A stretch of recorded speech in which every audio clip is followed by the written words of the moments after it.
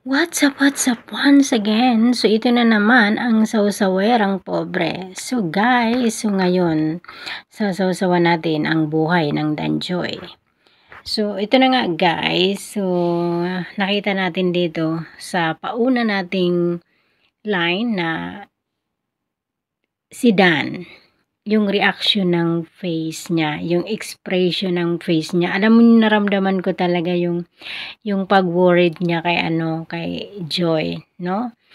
So, ramdam natin kung paano siya nag-alala kay Joy. So, yun na nga, guys. So, alam naman natin, no, napanood natin lahat ng mga makadanjoy na si Joy ay nagpa-check up at nagkaroon nga siya ng cyst, no? So, kailan ba yung upload nung linggo, no? Nung linggo. So, sana is hindi naman humantong doon sa seryoso, or sana nga, 'di ba sabi naman ng doktor is matutunaw. So, sana nga talaga gano'n. So, ina nga, guys, yung mga pakilig ng dalawa, grabe talaga, no? So, nakakatuwa. Alam niyo, natawa ako doon sa part na na grabe talaga ang kaswitan ng dalawa kasi kahit sa sakit nagdadamayan. Napatawa ako doon sa joke ni Dan, 'no. Talaga nga naman kung tutuusin parang totoo nga naman, so nakakatuwa silang dalawa. Kasi pati sa sakit, sabay na nagpapagaling. So gano'n talaga yung niyo, gano'n talaga siguro yung perfect match, 'no. So nakakatuwa talaga itong dalawa. So nakakakilig, 'no, yung parang 'pag pinapanood mo talaga is walang kakornihan. Yun ang nagagandahan ko sa kanila, tsaka yung mga dawi ng mga pananalita nila, kilos, yung totoo talaga sa puso nila, 'no, yung parang hindi mo maano na parang fake or ginagawa lang nila ito dahil sa camera. Though alam naman natin na ginagawa nila yun is part ng love team, no, pero mararamdaman mo talaga na ang bawat mga sinasabi nila, kilos nila, yung talagang nagmumula sa puso, 'no, yung hindi napipilitan, hindi yung gagawin lang natin ito kasi ganito, yung hindi, yung talagang ramdam nyo talaga yung ang lahat is nanggagaling sa puso, 'no. So, yun nga sinabi ko na masarap panoorin yung totoo, hindi yung fake, 'no. So, yun na nga, guys. So, may napansin kasi ako na magandang comment doon sa doon sa video na yon, 'no, habang nanonood ako doon sa video ng pag-visit ni Dan kay Joy. So, maganda itong comment ni Sisi. Umagri ako dahil totoo. So, kadalasan kasi yung napapansin natin na comment kay Joy is yung mga bad comment, no? Yung mga bashers, mga comment ng bashers. So, ngayon ang iha-highlight naman natin is itong magandang comment, which is umagri talaga ako kasi totoo naman talaga na si Joy ay napalaki ng nanay niya na mabuting bata. Panoorin natin itong lambingan ng magnanay. At sabi ko nga po namin ni nanay, pa-ultrasound na namin ngayon. At si Joy po nagdesisyon na bukas na raw po at hindi ko po alam kung bakit, no. Baka siguro baka walang budget pero magagawa naman po ng paraan yan sana. Pero siya po nagdesisyon, mga kalingap, mga kabayan, na bukas na raw po magpa-ultrasound. Ayan. So, ganito talaga, guys, kapag ang isang anak may nararamdaman. So, bilang isang nanay, so siyempre masakit sa atin yun. Kaya umiyak si Nanay Imelda para kay Joy. Kasi nga hindi niya maalagaan dahil ito'y nag-aaral, malayo sa kanya. Siyempre kapag ang isang anak is nagkakasakit, yung parang gustong-gusto alagaan ng nanay para iparamdam yung pagmamahal. So, nakaka-relate ako dito kay nanay. So, napakaswerte ni Joy sa kanyang nanay. Napakabait at napakamapagmahal na nanay. So, yun na nga, guys. Siyempre napaiyak si Nanay Imelda sa kalagayan ni Joy. So, it's normal bilang nanay, talagang mag-aalala ka sa anak mo, no? So, napakaswerte ng ating Joy Diwata kasi kahit ganun man yung buhay nila, may nanay siya na wala man siyang tatay. Kumbaga sapat-sapat, yung pagmamahal niyang kanyang nanay, hindi man sila kumpleto. Kasi gano'n talaga yung guys 'no. So, kadalasan 'pag hindi kumpleto yung pamilya or yung isang anak naghahanap ng tatay. So, napakasuwerte ng ating Joy Diwata kasi kahit nag-iisa lang ang nanay na tumataguyod sa kanila, so ramdam niya talaga yung pagmamahal ng kanyang nanay 'no. So, napakasarap nilang panoorin at talaga nga naman mararamdaman yung pagmamahalan ng magnanay at ni Joy.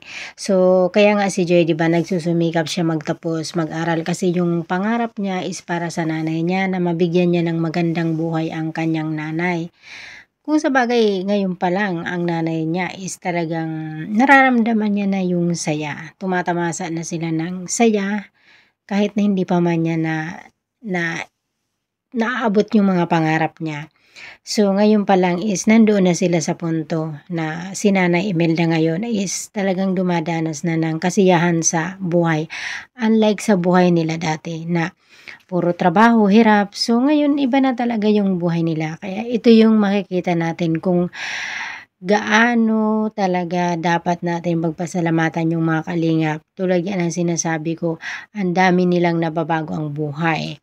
Ang dami nilang nabibigyan ng pag-asa. Hindi lang pag-asa, as in talagang totally na nababago ang buhay nila. Umaangat sila, no?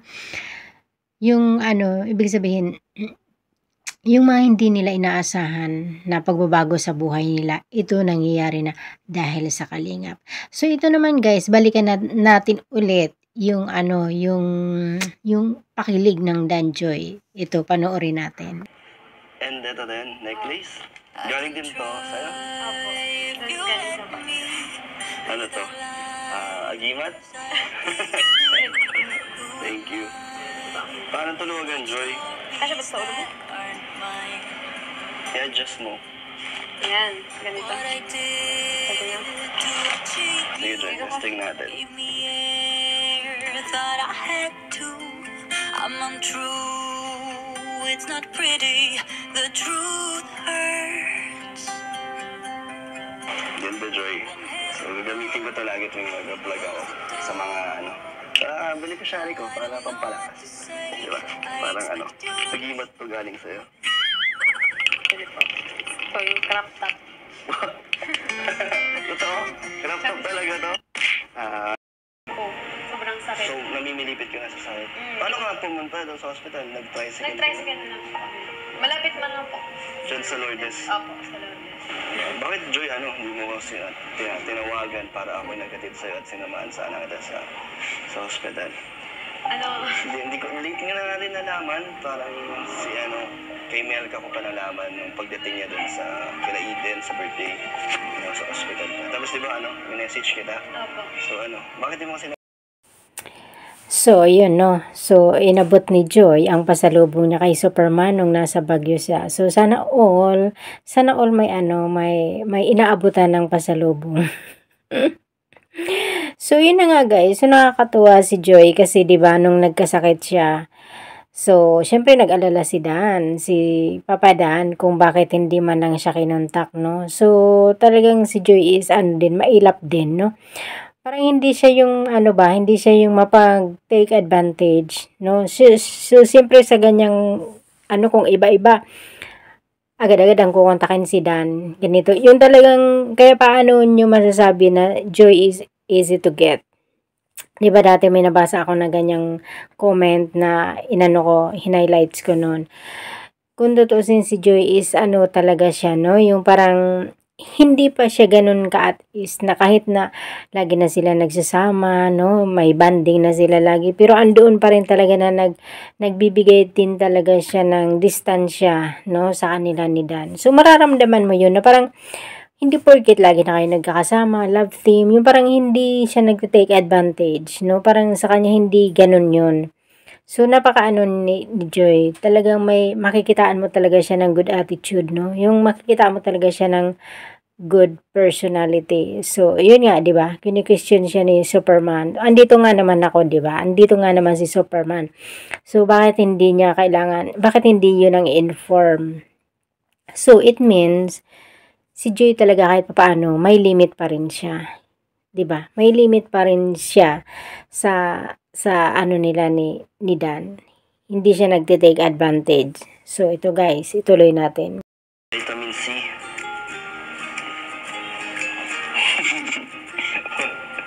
Oh. Ay, hindi mo yata kaya. Susubukan na lang kita. Ako na lang. Okay lang? Malinis naman yung kamay ko. Ah, I can trust parang maasim. you let Matamis. without lies. Say please. Sa ba, Joy? Joy, kailangan mo to para lumakas ka. Gumaling ka. Di ba mas mapabilis yung ganun? Aren't mine. Ah, hindi na kalamansi yung inaano ko What sa'yo. I did to achieve you gave Isa pa? me Isa pa, para tatlo. that I had. I'm untrue. It's not pretty. The truth Pwede po. Subukan mo ko. Ako naman. and you Ikaw din. Go. stayed on the ground Makagat yung while I was high.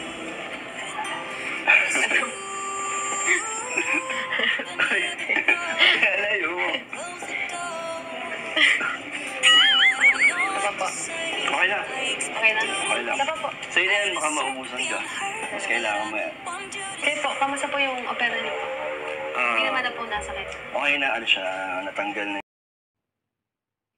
So yun, nakita nyo kung gaano sila kasweet. Nagsusubuan. So naalala ko nung nagkasakit si Dan. So 'di ba si Joy naman ang nagsubo ng spaghetti. So ngayon naman si Jan naman si Superman naman syempre nagkaroon ng opportunity na gawin 'yon kay Joy. So 'di ba ang sarap mag-care ng dalawa sa isa't isa. So yun na nga guys, so napanood natin yung pakilig ng dalawa, no? So wish natin na sana gumaling na si Joy sa kanyang sa kanyang nararamdaman. So yun nga guys. So thank you so much for watching. Rose at Rutas. Joy, kumusta? Okay ka lang? Wala ka lang may sa'yo. Okay lang po, Kuya Ram. Mo, lapit si Joy mo kalingap, no? Kaya nga. Joy, kamusta? Okay lang po, kayo po, kamusta? Okay lang. Ano nangyari sa'yo? Ano lang po, sumakit lang po yun. Ang tiyan mo? Sumakit din? Tapos sa ospital ka? Na-confine ka? Hindi naman. Hindi naman. Ano nangyari? Anong sabi ng doktor? Ano po, pinabalik po ako kanina, tapos nagpa-ultrasound. So, anong resulta? Sabihin ko. Ano? Sasabihin ko. Bakit? May cyst daw po sa Ano?